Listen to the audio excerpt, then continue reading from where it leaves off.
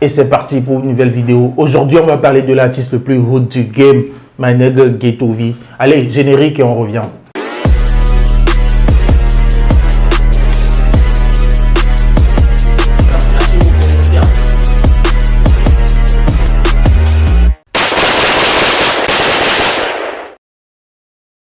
Alors, de retour sur le plateau, my nigga Jovial est dans la maison. Yo, Jovial, bien ou quoi? Ouais, tranquille et toi?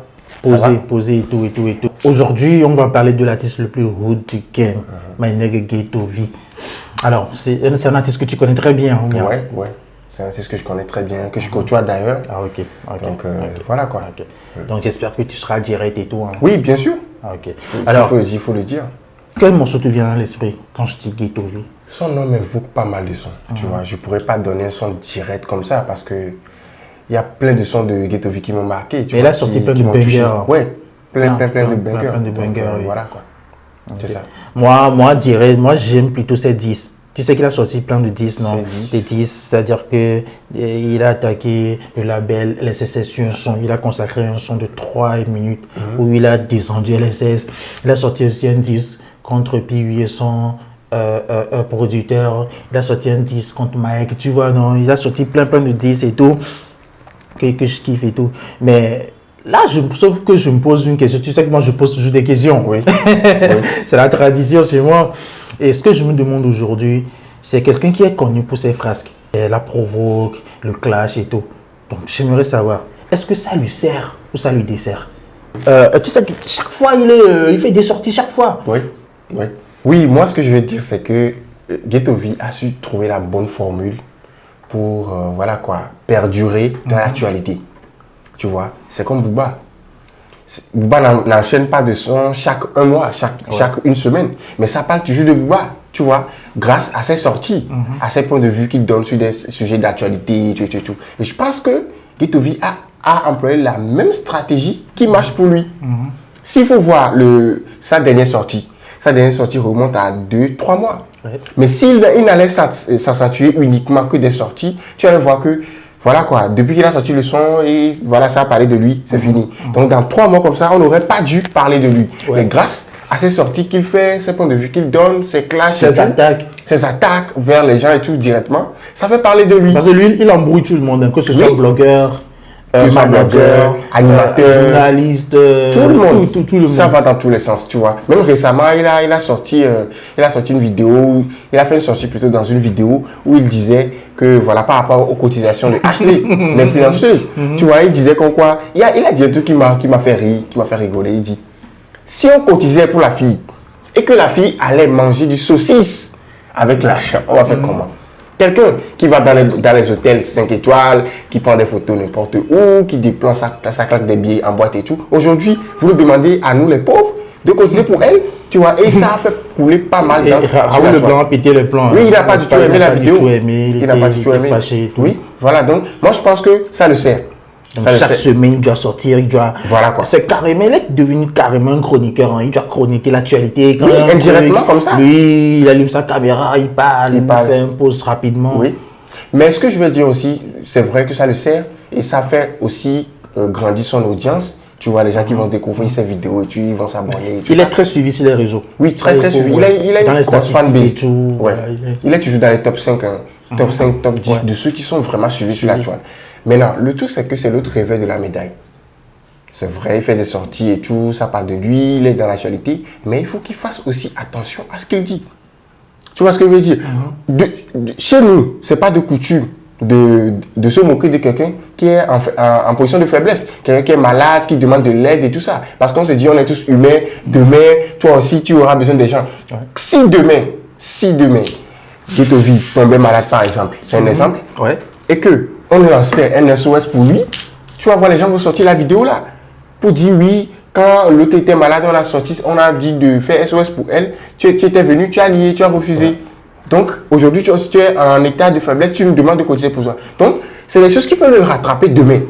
Donc, il faut qu'il fasse attention à ce qu'il dit, à ce qu'il fait. Prions pour que ça n'arrive pas. Oui, non, prions. Mais après, on reste tous des humains. On ne sait pas ce qui arrive demain. Donc voilà. Selon toi, ça lui sert. Ça lui sert. Bon, moi, je suis mitigé en fait. D'abord, ça lui sert. Ça lui sert pourquoi? Parce que, comme tu l'as dit, il est toujours d'actualité. Ça fait que il meurt jamais, tu vois. Il est toujours là, ça parle de lui. Et pour la petite histoire, je vais te raconter une anecdote. J'étais parti chez un poteau à Tiego, dans le quartier à Tiego. On chillait et tout, tu vois. Et on n'avait plus d'alcool. Et l'alcool, c'est pas bon pour la santé, hein, à consommer avec modération. Avec modération, voilà. Donc, on n'avait plus d'alcool et je devais chercher des vins, tu vois, des vins et un vodka. Donc, je sors et là, je vois un shop. Je rentre dans le shop. Il y a un tonton, il doit avoir 45 ans ou 50 en allant. C'est un père de famille, ouais. Ça se voit que c'est un père de famille. Je chope le vin, je chope le vodka, je paie, je me retourne, je fais 2 pas. Le monsieur m'interpelle, il me dit, en fait, j'ai l'impression de t'avoir déjà vu, je pense que je te connais.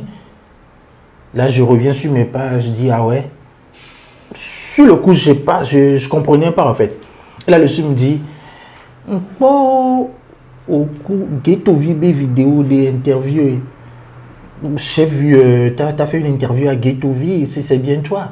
C'est là, je me suis dit, ah ouais. Et le monsieur, il me parlait avec le sourire aux lèvres en fait. Il me dit, des cadets, toi, les non, quoi. Il me dit, on a dit, non, toi, bon, pour ceux qui pichent pas les genres, c'est un gars que j'aime bien. Un monsieur, un tonton de 45, un père de famille, hein, tu vois, qui suit déjà, qui suit Ghetto Vibe, qui, voilà, et il rigolait en fait. Ça se voit que Ghetto Vibe lui donne la joie au cœur. Ghetto Vibe permet à ce monsieur de déstresser.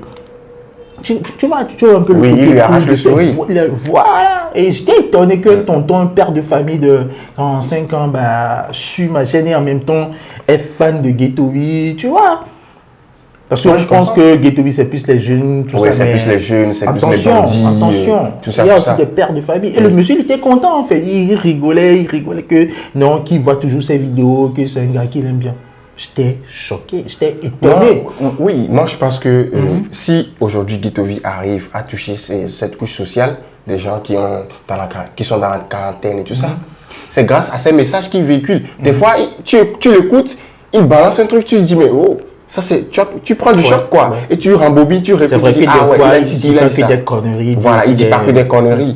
Il fait partie de ces rappeurs-là qui ne disent pas forcément que des conneries. Hein. Il dit des choses qui sont vraiment, voilà quoi, droit des fois et tout. Mais des fois, il déconne aussi. Ça, il faut le reconnaître.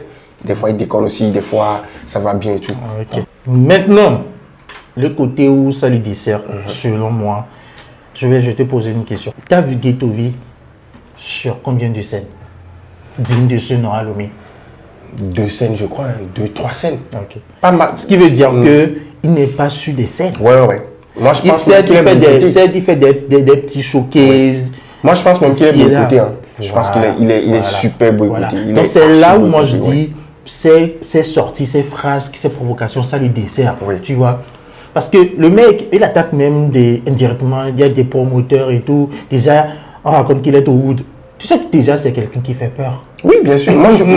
Avec sa dégaine, sa carrure. Ghetto Vibe, des fois, moi, je me dis que c'est un peu comme le Casanova du rap togolais. Tu sais comment Casanova, il sème de la terreur aux États-Unis et tout. Et puis Casanova, je pense que c'est un blood. C'est un membre. Ouais, je crois que c'est un blood. Ghetto Vibe aussi, c'est un blood, je crois, parce qu'il met souvent la bandana des bloods. Il a mis dans. Est-ce qu'il y a ces histoires de gang? Non, mais en esprit. Oui, en esprit. Et puis il y a le côté qu'on affiche. Pas mal de gens ont affiché ici comme quoi ils sont des bloods. Donc c'est un peu ça. En Afrique tout entière, il n'y a pas encore cette idée de gang. De blood, Crips. Il n'y a pas vraiment cette idée-là.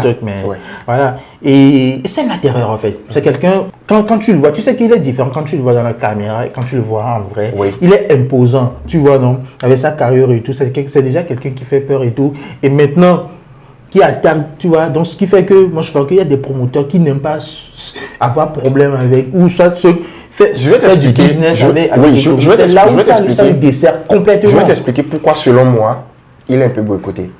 Pourquoi? Parce que déjà, il draine derrière lui une foule de gens, excusez-moi, qui sont vraiment...